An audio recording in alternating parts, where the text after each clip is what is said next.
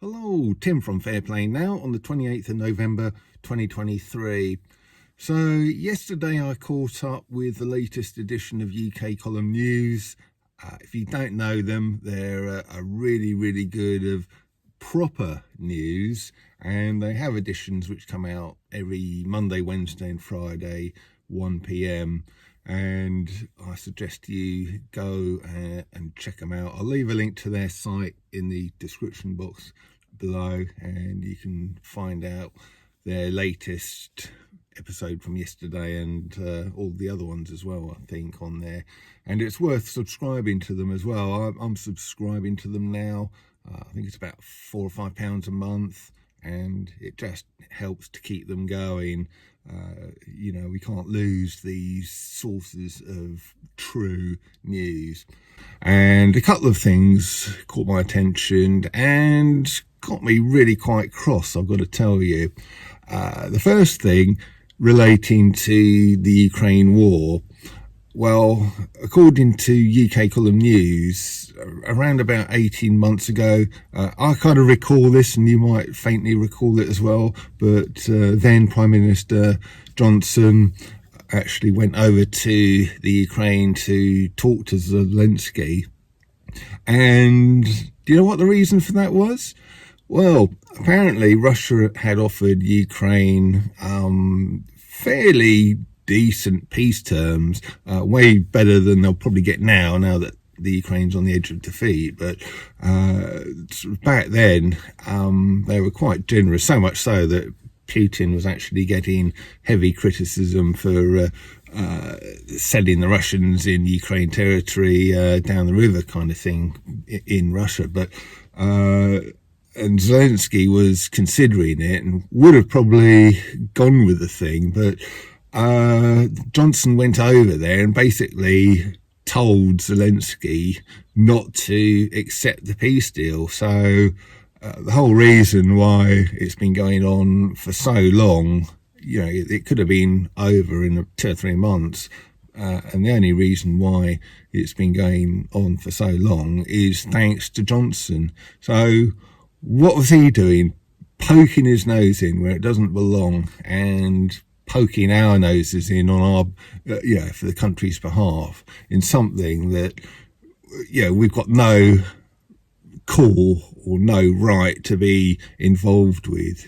It's absolutely despicable. And if you sort of dislike Johnson, or even if you liked him up to now, I would suggest that is cause for not liking him at all.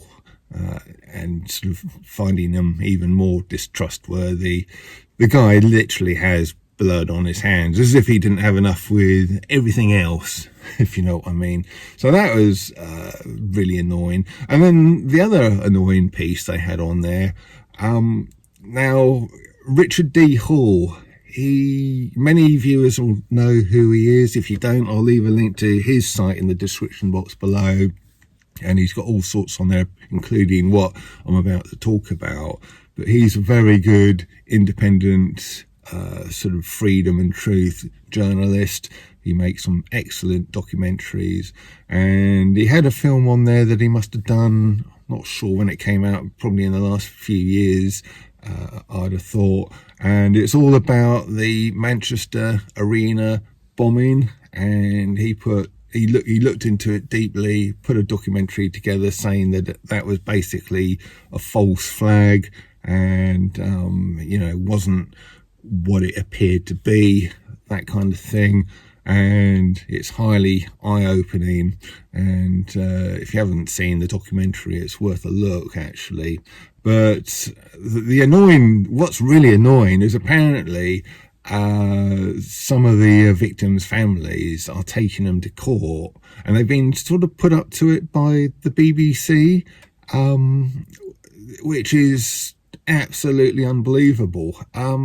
Since when was that the role of the BBC, doing that kind of thing?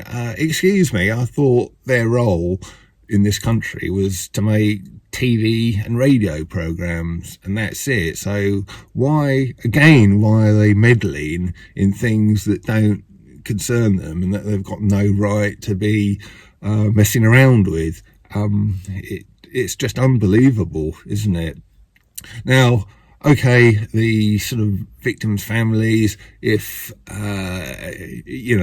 got the right to take Richard D. Hall to court, that's fair enough. But the other annoying thing about it is apparently they're trying to make Richard's kind of role in his court case really, really difficult, kind of having one of his hands tied behind his back, because they're trying to make it so he can't present his evidence as to why he thinks that bombing was a false flag and fake.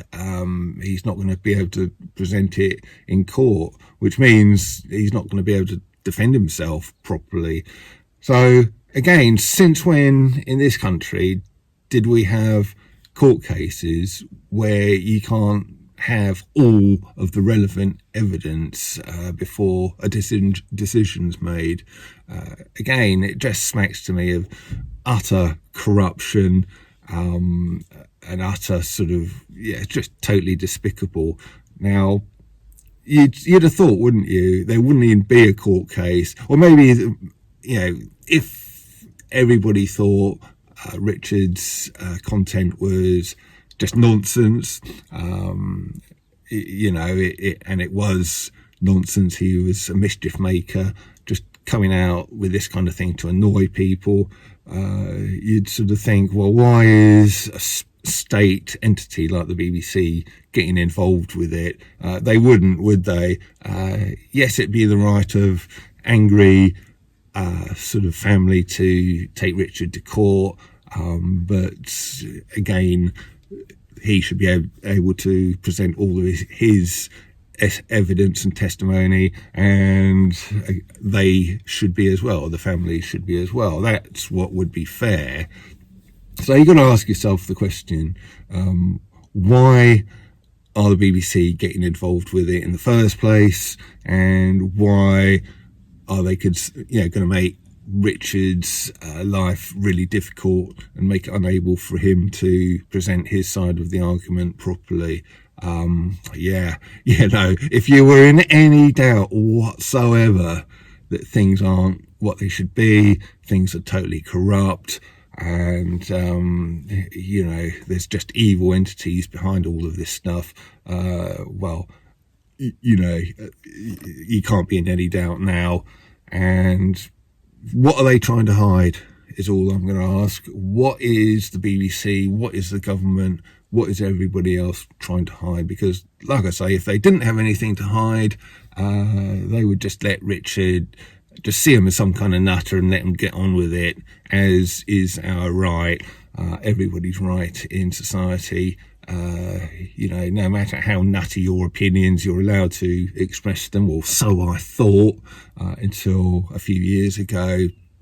And, I would suggest that, far from being a nutter with, just being a mischief maker, Richard may well be telling the truth. And I saw a quote, I think it's by Plato, not that I'm any kind of learned person sort of quoting ancient philosophers, but I just saw this quote of his the other day, and it probably is a good one to round off this video. It went along the lines of, nobody is hated more than he who speaks the truth.